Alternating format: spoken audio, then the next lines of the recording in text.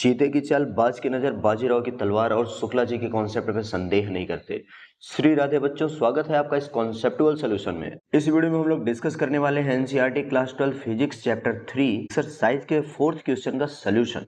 किसी भी क्वेश्चन को सॉल्व करने के लिए हमको 3 स्टेप जरूर फॉलो करना चाहिए। पहला स्टेप ये है कि क्वेश्चन को समझिए कि भाई क्वेश्चन में पूछा क्या गया है। सेकंड स्टेप ये होता है कि उस पार्टिकुलर क्वेश्चन में से गिवन डेटा निकालिए, जो जो प्रॉपर डेटा दिया है उसको लिखिए, लिस्ट बनाइए, भले आपको पता है लेकिन उसको लिखिए जरूर। तीसरा स्टेप ये होता है कि क्वेश्चन में से ये पता लगाइए कि आपसे पूछा क्या गया है और जो पूछा है उससे रिलेटेड और गिवन डेटा से रिलेटेड कोई फार्मूला आपको पता है या नहीं। सबसे पहले हम क्वेश्चन को समझते हैं। तो क्वेश्चन में बोला गया है कि 15 मीटर लेंथ की कोई एक रॉड है जिसका रेजिस्टेंस 5 ओम है और cross sectional area 6.0 × 10⁻⁷ metre square दिया है और हमसे उस पार्टिकुलर वायर की रेजिस्टिविटी पूछी गई है। तो सबसे पहले हम गिवन डेटा को मेंशन कर लेते हैं, उसके बाद प्रोसीड करते हैं। क्वेश्चन में हमें दिए है length of the wire is the 15 metre, cross sectional area is 6.0 × 10⁻⁷ metre, resistance of wire is 5 ohm और हमें फाइंड आउट क्या करना है, रेजिस्टिविटी ऑफ द मटेरियल, यानी ये वायर जिस मटेरियल का बना है उसकी रेजिस्टिविटी बताना है।